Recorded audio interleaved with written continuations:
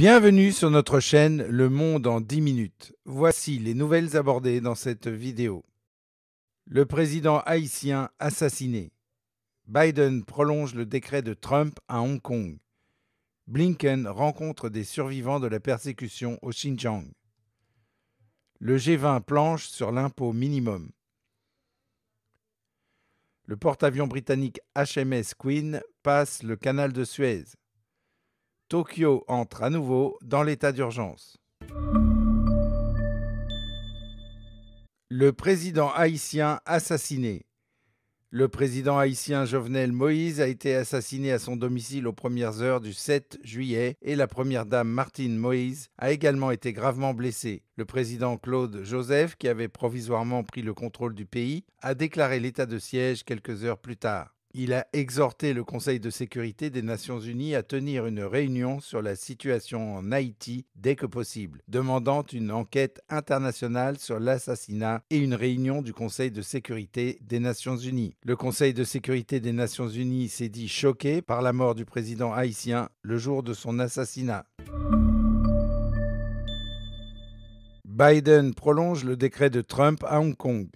Le 7 juillet, la Maison-Blanche a annoncé que M. Biden avait décidé de prolonger d'1 an l'urgence nationale déclarée par M. Trump au sujet de la situation à Hong Kong, étant donné que les actions de Pékin contre Hong Kong continuaient de représenter une menace pour les États-Unis. En outre, l'administration Biden a annoncé que les États-Unis continueraient à suspendre ou à annuler le traitement spécial et différencié accordé à Hong Kong en vertu des lois américaines. En 1 an, la loi sur la sécurité nationale a rapidement mis Hong Kong sur la voie d'un État policier et a créé une situation d'urgence en matière de droits humains pour les personnes qui y vivent, a déclaré Yamini Mishra, directrice régionale d'Amnesty International pour l'Asie-Pacifique. Elle a déclaré que cette loi agit directement sur la vie des Hongkongais en leur supprimant le droit à la libre expression et à la liberté de penser.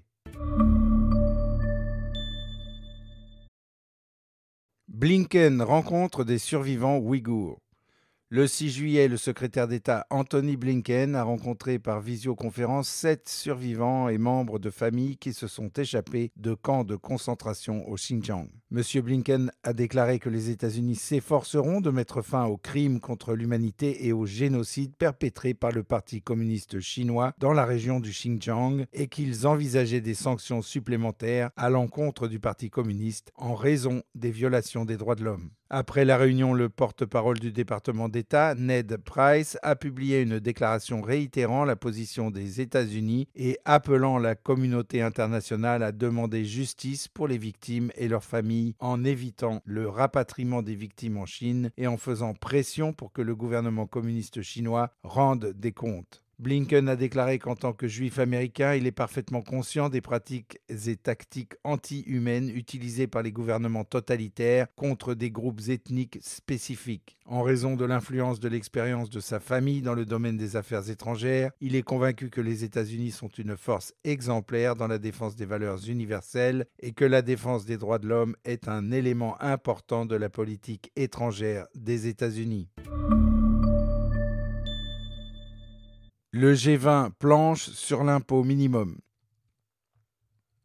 Le 9 juillet, les ministres des Finances et les gouverneurs des banques centrales du G20, groupe des 20, se sont réunis à Venise, en Italie. Selon l'Associated Press, on s'attend à ce que, lors de ce sommet, de nombreux États débattent et présentent des mesures visant à fixer un impôt minimum sur les sociétés. La semaine dernière, quelques 130 pays sont parvenus à un accord historique lors de la réunion de l'Organisation de coopération et de développement économique, OCDE, à Paris. Cet accord prévoit un taux d'imposition minimal mondial et une redistribution des droits d'imposition aux grandes sociétés multinationales très rentables, les taux d'imposition spécifiques et les exonérations potentielles faisant partie des questions qui restent à trancher. L'accord de l'OCDE visant à réformer le système mondial d'imposition des sociétés bénéficie du soutien de la plupart des pays développés, dont la Chine et l'Inde. Toutefois, certains pays de l'UE à faible taux d'imposition, dont la Hongrie et l'Estonie, n'ont pas encore approuvé le nouvel accord.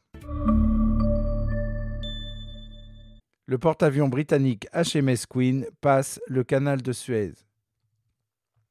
Le groupe d'attaque de porte-avions HMS Queen Elizabeth de la Royal Navy a traversé le canal de Suez le 6, offrant un spectacle unique lors du passage des navires. En fait, le groupe d'attaque du porte-avions était composé d'une force navale multinationale. Outre le HMS Queen Elizabeth, il y avait 5 autres croiseurs britanniques, des navires auxiliaires ainsi qu'une frégate de la Royal Dutch Navy, ainsi que l'USS de Sullivan DDG 68. Selon les sources, le groupe d'attaque s'arrêtera en cours de route dans des pays tels que l'Oman, Singapour et la Corée du Sud. Cette fois, la destination est le Japon.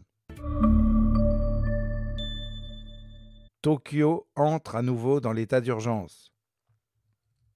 Le 7 juillet, les médias japonais ont fait état de 920 nouvelles contaminations à Tokyo ce jour-là. Le gouvernement japonais va de nouveau prononcer l'état d'urgence à Tokyo jusqu'au 22 août en réponse à la nature changeante de la nouvelle épidémie du Covid-19.